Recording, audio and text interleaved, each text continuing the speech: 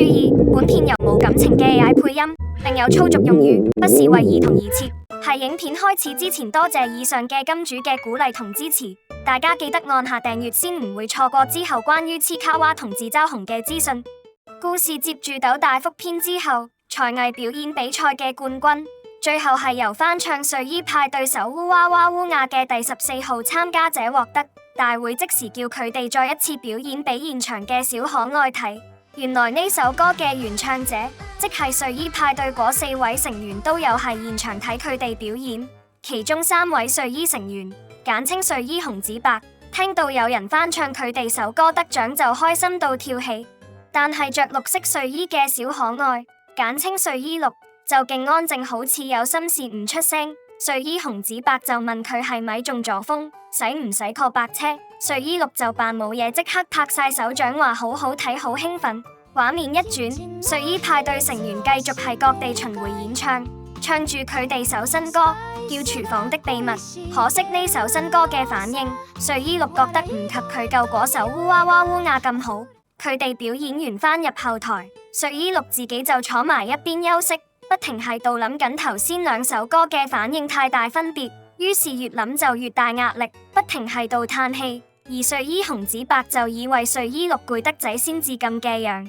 到咗第2日，睡衣綠就係到為新歌《廚房的秘密》設計新嘅舞姿，睇下會唔會吸引到現場粉絲新嘅衝擊。話咁快下一輪嘅巡迴演唱又再開始，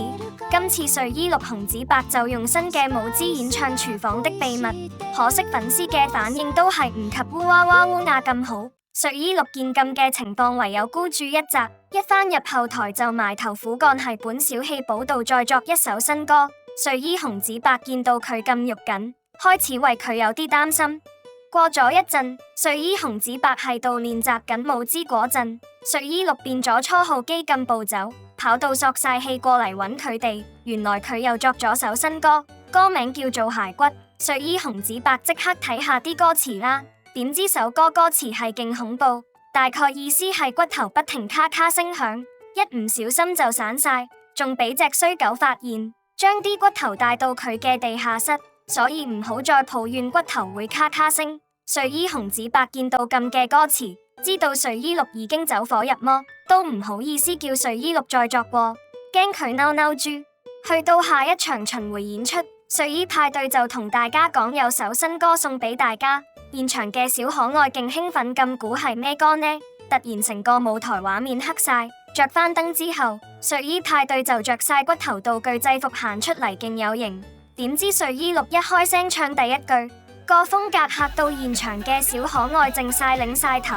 睡衣綠越唱越黑暗，睡衣紅紫白見唔對路，即刻連人帶骨頭夾佢返入後台。睡衣紅就捉住睡衣綠講，再係咁唱落去唔係辦法。睡衣白就同大家講，現場嘅小可愛好似暴動咁大嗌要聽烏娃娃烏亞。睡衣綠見現場咁嘅反應，飆晒汗兼無言以對，為咗生存，唯有搏一搏啦。睡衣綠紅紫白即刻跳翻出去舞台，唱翻首烏娃娃烏亞嚟平息返現場嘅怒氣。現場嘅氣氛即時變得勁興奮。巡迴演唱完咗之後，冇嚟精神嘅睡衣綠獨自一人散步，不停回憶緊佢當年唱烏娃娃烏亞嘅熱情，好想再次突破呢個創作極限，開始有啲思覺失調，不停追住自己幻想出嚟嘅背影，追下街瞓咗喺度，再望住佢幻想出嚟嘅睡衣派對成員不停喊下。睡衣綠聽到附近有啲奇怪聲音，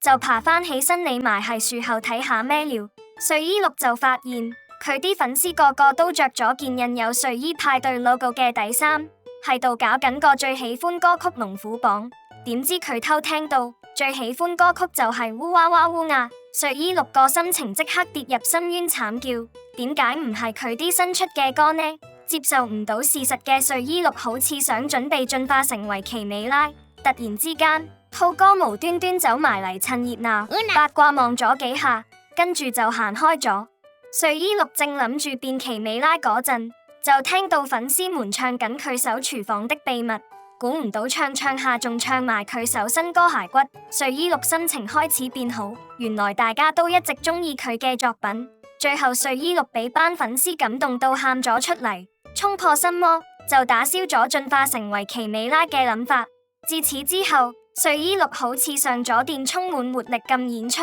就連睡衣紅子白都感受到大師兄終於返嚟啦。正當一切都順利到如火如荼之際，睡衣綠發現遠處有個黑影跑緊過嚟，原來係隻好似鯨魚嘅奇美拉殺緊埋嚟。睡衣綠心諗死梗啦，唔通走過嚟將我哋當放題咁食？睡衣紅子白見到睡衣綠又跳咗掣，自己跑咗出去。原來係睡衣綠諗起小八當年嗰句要守住舞台，就隻身一人跑咗過去同奇美拉決一死戰。睡衣綠跑到鯨魚面前，一嘢跳高20尺使出拉打劇，可惜鯨魚怪有金鐘罩交護勁高防，當睡衣綠啲攻擊咬痕咁，就用條脷一嘢捉住咗佢，準備生吞佢之際，突然有個骨頭一嘢打咗落條脷度，救咗睡衣綠一命。原來係睡衣紅子白過嚟幫拖，仲帶埋骨頭過嚟開拖。睡衣紅就叫睡衣綠望下左邊，原來仲有一大班睡衣派對粉絲參戰。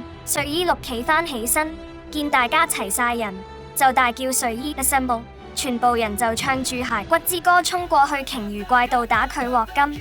其中一位小可愛打出空同泰鎮山絕學七傷拳，正所謂一面七傷，七者皆傷，破咗鯨魚怪嘅金鐘罩。睡衣綠紅子白即刻再次跳高20尺，每人攞住骨頭使出拉打 punch， 一嘢就打中鯨魚怪天靈蓋，鯨魚怪就一命嗚呼瞓咗喺度。最終睡衣綠紅子白一齊守住個舞台，而且現場所有粉絲都安全冇事，各人都互相攬住大家慶祝。大戰完畢，跟住巡迴演唱繼續開始，粉絲們繼續瘋狂大嗌。經歷過生與死，有同伴同粉絲嘅支持，睡衣綠就繼續帶領大家唱烏娃娃烏亞，再次帶上骨頭道具，就緊接住唱骸骨之歌。現場嘅粉絲嗨到腳都震晒。今次嘅睡衣派對新歌嘅故事都正式完結。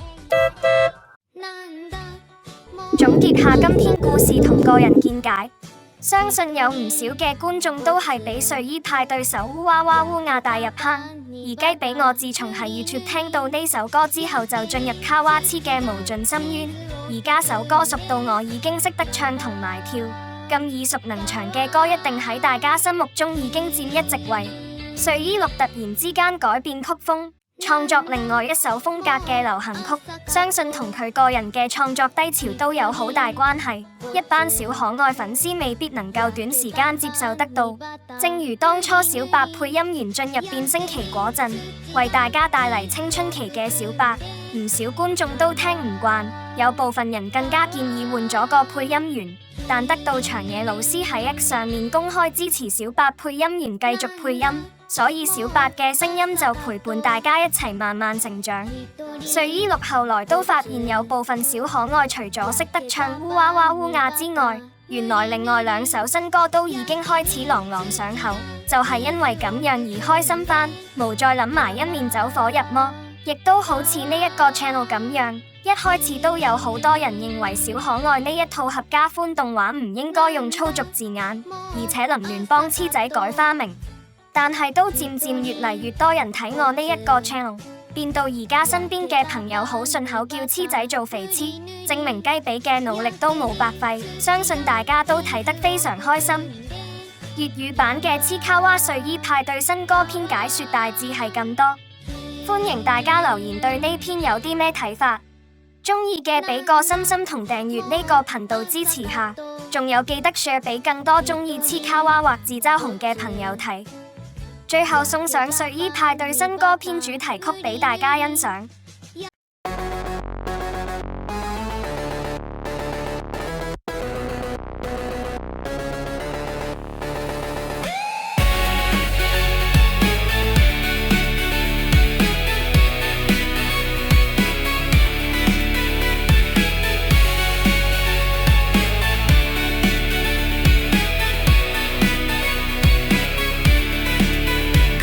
ガタ響くこの骨の音、風の風がそれを連れてゆく、崩れ落ちる形無秩序なダンス、夜の静かにリズムが生まれる、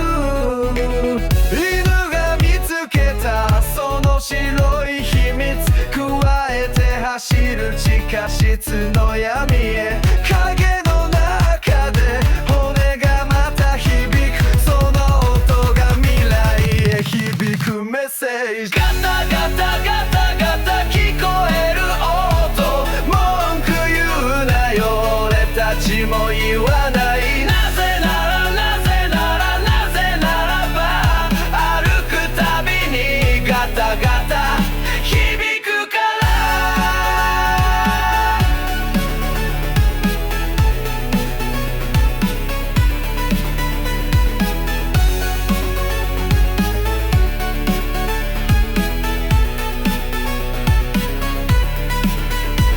地下室の奥で鳴る